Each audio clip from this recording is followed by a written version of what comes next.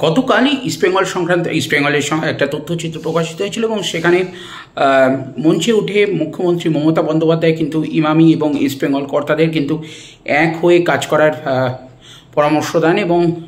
বলেন যে অর্থর ব্যাপারে সেদিকেও অর্থ খরচার ব্যাপারে মোহনবাগান যেভাবে দল গঠন করেছে সেভাবেই কিন্তু দল গঠন করতে হবে সেই বিষয়ে বলেন ইমামি কর্তাদের, এবং ইস্টবেঙ্গল কর্তাদেরও বলেন ইমামিকে যথাসম্ভব সাহায্য করতে, এবং তার পরামর্শ মতন আজকেই কিন্তু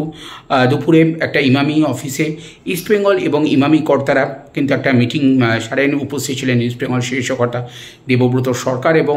বাকি ইমামি কর্তারা তো অবশ্যই উপস্থিত ছিলেন, বিভাস আগরওয়াল, আদিত্য আগরওয়াল। তারা যেটা বিষয় হচ্ছে যে গত পরশু আপনারা জানেন যে ইস্টবেঙ্গল শীর্ষকর্তা এছাড়া ইমামি কর্তাদের সাথে অস্কার ব্রুজন এবং একটা মিটিং হয়েছিল এবং সেখানে অস্কার ব্রুজন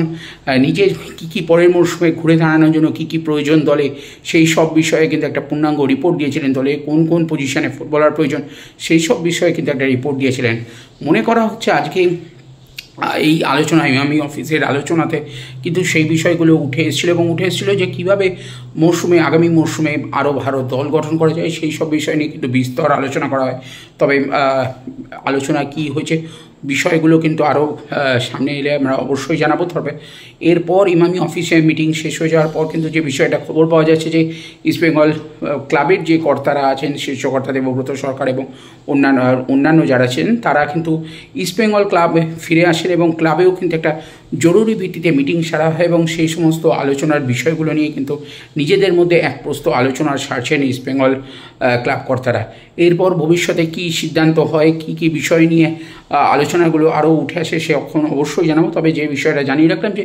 ইস্টবেঙ্গল এবং ইমামি কিন্তু আজকে নিজেদের মধ্যে একটা ইমামি অফিসে দুপুরে মিটিং করেন এবং তারপর সন্ধ্যায় ইস্টবেঙ্গল ক্লাব কর্তারা কিন্তু নিজেদের হাউসের মধ্যে নিজেদের মধ্যে মিটিং সারেন।